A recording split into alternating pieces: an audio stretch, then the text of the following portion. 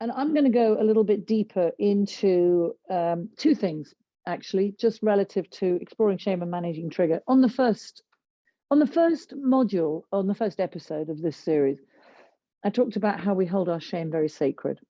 And I run a training which is called MAP, Mastering the Addictive Personality. And part of it explores the whole how we use our story to facilitate being triggered and to facilitate acting out.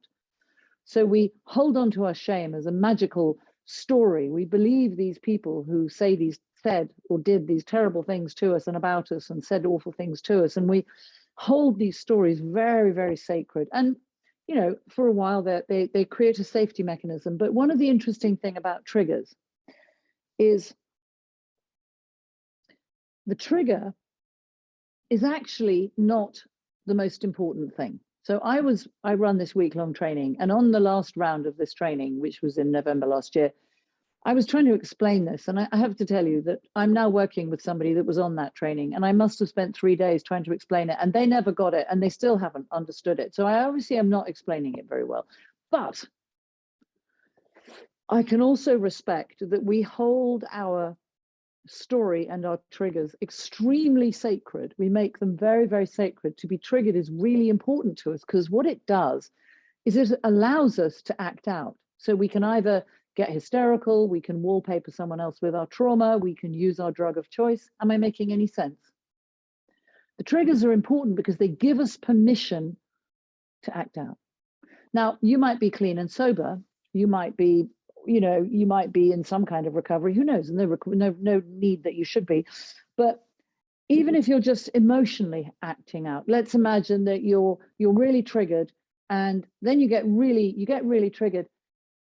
You then have permission to yell at your partner or run away and hide, or you get really triggered. I know somebody who gets really triggered by the sound of somebody eating, which is a completely useless fucking trigger. I mean, you know, it's just a totally pointless trigger, but they make such a deal about it. And every time they hear anyone eating, they storm off. I mean, what are you, 4? Really? Surely at the grand age of 50, you could have got over yourself. But no, because what happens is that the trigger gives them permission to storm off. Do we understand that?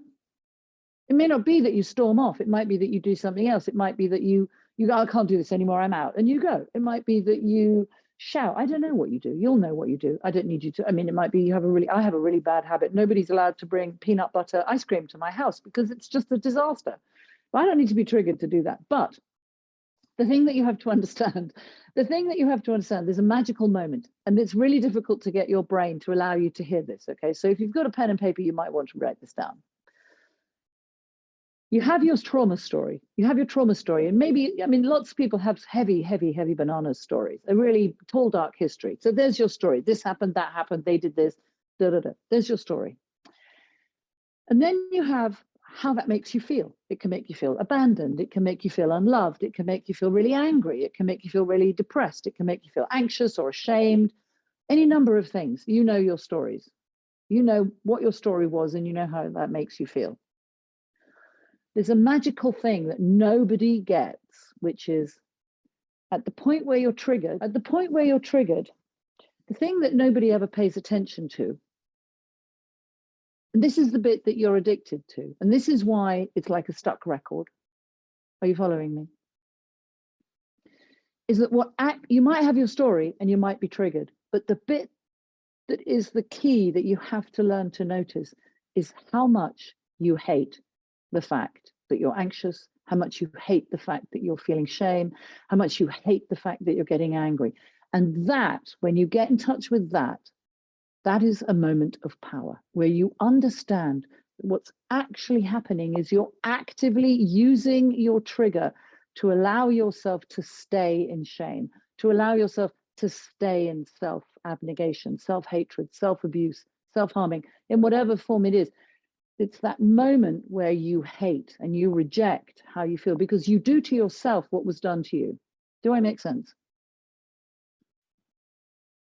So it's quite an interesting thing, you know, when we're talking about shame and triggers, and I've brought in addiction.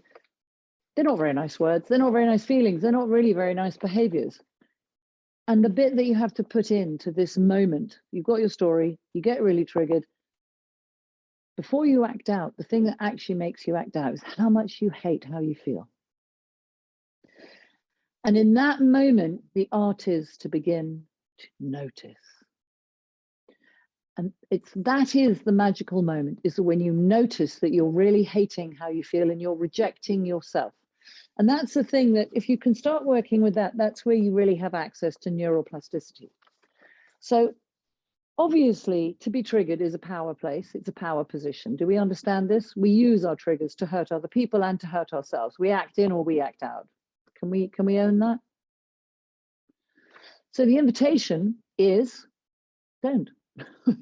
Notice that you're triggered. It's just a really simple invitation. Just fucking don't.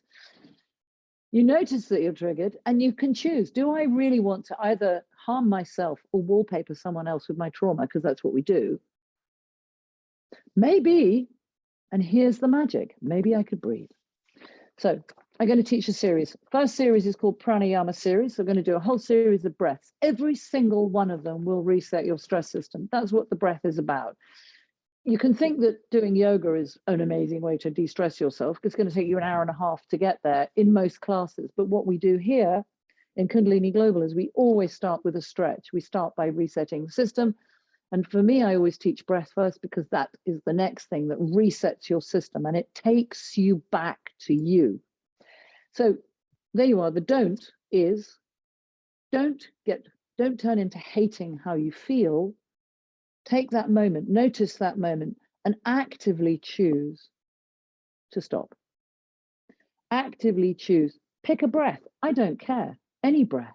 Just take over your system and just see what it's like not to be like a stuck record, just constantly looping. So going on from what Sarah was teaching last week about managing triggers, I'm just pointing out the magical moment that you really seriously want to get into. And most people have no idea that it's there. So let's do it, beautiful people. Let's fall in love with ourselves. Interlock your hands, pull your hands apart, make your arms thrum. Close your eyes. Actively choose to take yourself back to you. Inhaling. Start opening your chest, inhaling, raise your chin, and it's so magical as your armpits rise. Straighten your arms, take a long, deep breath, long, deep inhale at the top, raise your chin. Hold that breath, turn as far as you can to one side, including your head, and exhale. Come back, inhale. And turn as far as you can with that breath to the other side, and exhale. Closing your eyes if you haven't already. Landing, notice you have just stopped everything. Your heart is still beating. You're probably breathing gently, but your mind may be still. And there's a release going through your body, through all the organs. When you're triggered, this is a major contraction of everything in your body. When you stretch, you're no longer triggered. We hold our triggers as being really sacred and we can let them go. Inhale. Holding the breath, squeezing, anus, sexual organs and belly, flare the ribs, tighten under the ribs, tighten the neck, drop the chin. These are the body locks. Long, deep exhale, holding the breath out, squeezing, anus, sexual organs and belly, flare the ribs, tighten under the ribs, tighten the neck, drop the chin, long, deep inhale. Holding the breath, squeezing all the locks, each time re-containing yourself, and exhale. Last time, pulling the locks, and inhale. And taking a moment, bowing forward to whatever you relate to as an internal divine source or force. Inhaling up. Folding forward, bowing forward to whatever you relate to as an external divine source or force. Inhaling up. And bowing forward to actually beginning to manage your triggers, because the awful truth is that if you don't, it's weaponized trauma. And that's very dull.